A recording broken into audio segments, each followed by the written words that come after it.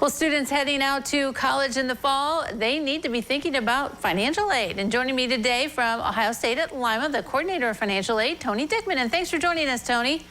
Thanks for having me, Holly. Okay, so this is the time of year where you need students to think about filling out some forms. So what should they be looking at? Yeah, right now is the time, and we're already kind of have a tight window because the feds had delayed the release of FAFSA from October to right now. So they really need to be applying for the FAFSA now. So if there's high school senior, they're going to be doing the 24-25 FAFSA.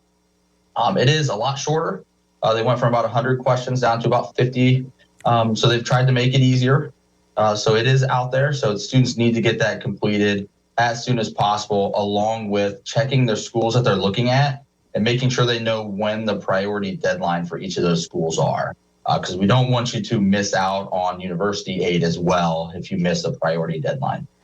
Yeah, because sometimes people think, well, why should I apply? I'm never going to get any help. But you just never know, right? So that's why you should do it?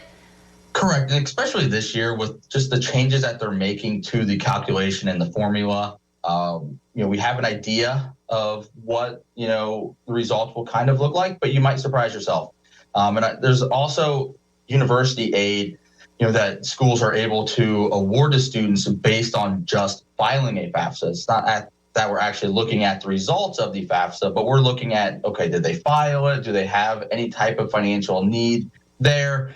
And, that's what we award a lot of money on. I mean, just Ohio State Lima this past year, our students received over $1.2 million in institutional aid, so scholarships and, grants from the university.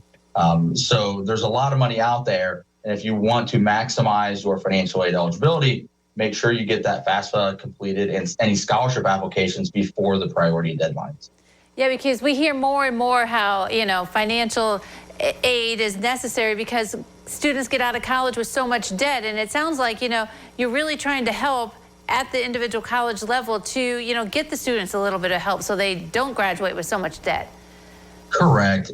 None of the financial aid offices across the country, we don't want to see you leave with, $20, $30, $40, $50, $100,000 in loan debt. So our goal in financial aid offices and to just universities in general is to create programs, aid programs, specifically grant and scholarship programs, so you don't have to borrow as much money. We know that a lot of students will still have to borrow at some point. But if we can limit your borrowing, as an undergrad, and then maybe you have to take out a loan for your graduate or your professional school, that's great. We want to limit that loan debt as much as possible. Okay, so fill out these financial aid forms, FAFSA. Is there anything else that you'd recommend for students that they need to be doing to need to get organized so they're ready? They need to check their schools and fill out as many scholarship applications as they possibly can.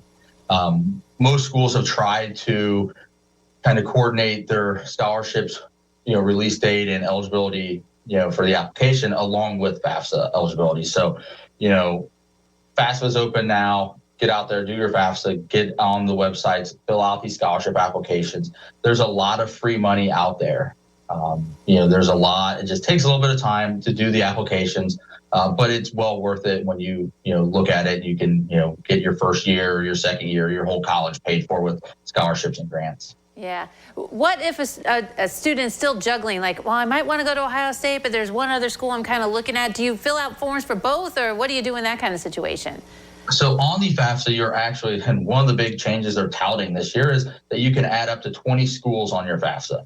I would not recommend 20 schools on your FAFSA. Hopefully now in January you've narrowed your list down, but you can list as many schools as you really want on your FAFSA, up to 20.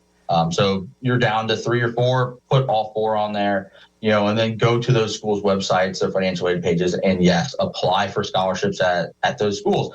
That way you can take your college visit, see how it feels to be on the campus, and then you can look at the financial aid package and, the tuition and fees and kind of compare and have a real good grasp of, okay, what am I looking at cost-wise?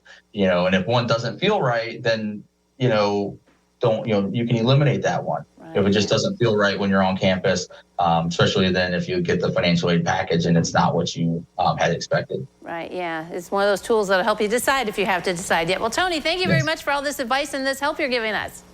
Yep, no problem. All right, don't go away. Noon Edition continues in a moment.